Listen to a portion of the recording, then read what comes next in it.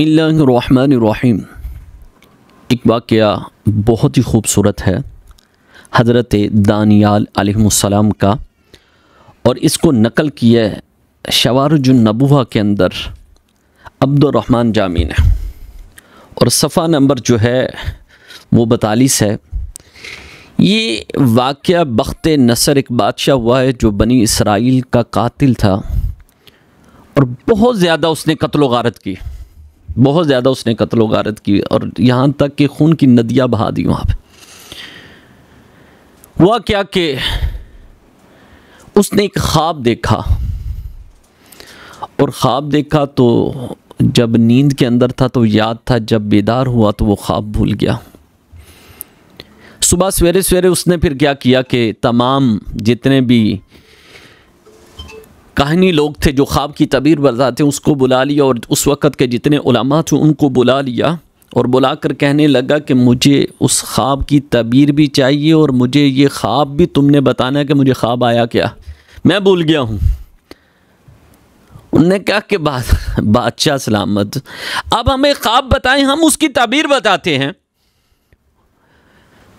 तो उसने कहा मुझे याद नहीं है, हाँ तुम्हें 3 दिन का टाइम देता हूँ, अगर तुमने 3 दिन के अंदर मेरे ख्वाब की तबीर ना बताई और ख्वाब ना बताया तो मैं तुम सब के सर कलम कर दूंगा। अब ये बात जो है वो फैल गई,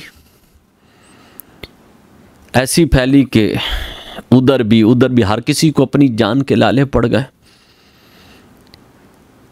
हजरत दानियाल अलैहिस्सलाम उस वक़्त बख्त नसर की कैद के अंदर थे, और उस वक़्त के जो उलमा में से चंद एक उनके दोस्त भी थे, उन्होंने जाकर उनसे बात की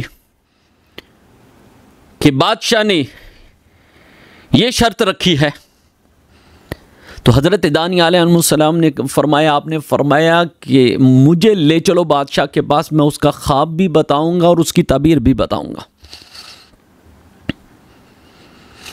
अब ये लेकर बादशाह के पास पहुंचे।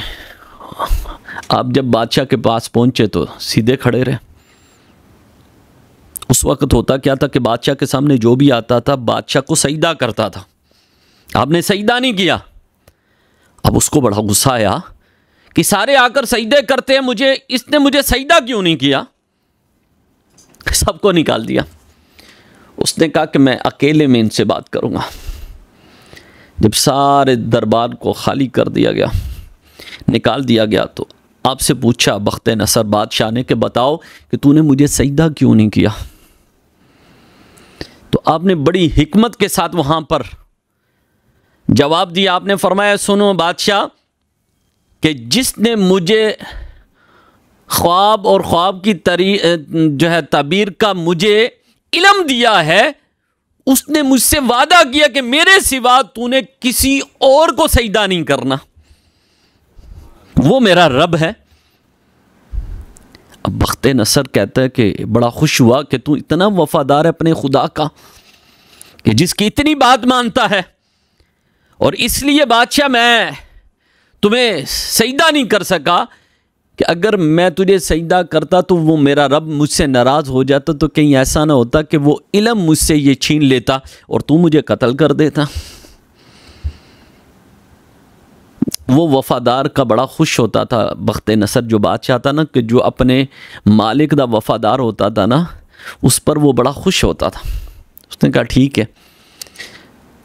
हज़रत दानियाल अलैहिस्सलाम ने फरमाया कि बादशाह सलामत, मैं तुम्हारे ख्वाब की तबीर ऐसे नहीं बताऊंगा। उसने कहा कि फिर फरमाया ऐसा करो कि अपने पूरे दरबार को दोबारा बुलाओ, वजीरों को बुलाओ, सबको बुलाओ, उलमा को भी बुलाओ, काहिनी लोगों को भी बुलाओ, सबको बुलाओ।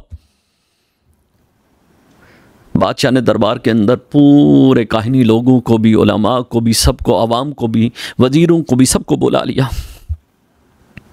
बताओ ख्वाब। आपने फरमाया कि सुनो, तुमने ख्वाब ये देखा है कि एक बुत है जो बहुत ही बड़ा है, जिसके कदम जमीन पर है और सर आसमानों के साथ लग रहा है, ऐसा ही है? उसने कहा हाँ बिल्कुल ऐसे ही। आपने फिर फरमाया कि उसके अंदर तूने देखा कि उसका चेहरा सोने का था? क्या बिल्कुल। आपने फरमाया उसकी छाती जो थी वो चांदी की थी। क्या बिल्कुल। आपने कहा उसका पेट जो था वो तांबे का था। उसने कहा बिल्कुल। आपने कहा कि उसके नीचे घुटनों तक वो लोहे का था। उसने कहा बिल्कुल। आपने फरमाया घुटनों से लेके पैर तक वो मिट्टी का था। उसने कहा बिल्कुल ऐसे ही है।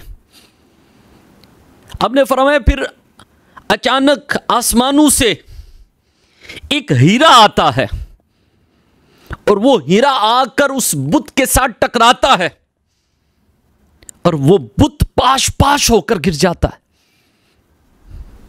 उसके टुकड़े टुकड़े हो जाते हैं। सोना चांदी मिट्टी मिक्स हो जाती है, पता ही नहीं चलता उसमें। उसने कहा बिल्कुल ऐसा ही है। आपने फरमाया कि फिर वो हीरा जाकर एक रेगिस्तान में गिरता है। उसने कहा बिल्कुल। आपने कहा फिर वो हीरा बहुत बड़ा हो जाता है और उसकी चमक इतनी ज्यादा होती है कि मशरक व मगर शमाल व जनूब को वो ढांप लेती है, हर चीज उसकी रोशनी के अंदर आ जाती है।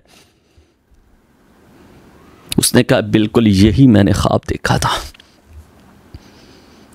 आपने फरमाया इसकी तबीर तुम्हें बताऊं क्या है? तबीर इसकी ये है कि जो सोना था ना वो तेरी दौर का जो हुकूमत तू चला रहा है ये दौर है, चांदी तेरे बेटे का दौर है,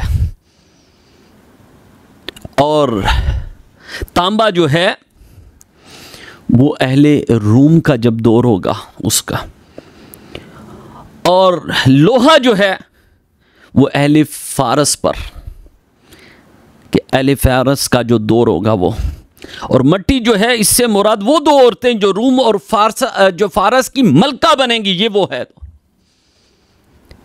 और वो जो हीरा आकर उनसे टकराया था ना वो आखिरो ज़मान नबी हजरत मोहम्मद मुस्तफ़ा होंगे जो बुत परस्ती के साथ टकराएंगे और बुतों को पाश पाश कर देंगे, कुफर को खत्म कर देंगे, इस्लाम को फैलाएंगे। वो इस्लाम ऐसा फैलेगा उनके दौर के अंदर कि मशरक़ व मगरब शमाल व जनूब के अंदर इस्लाम ही इस्लाम फैल जाएगा।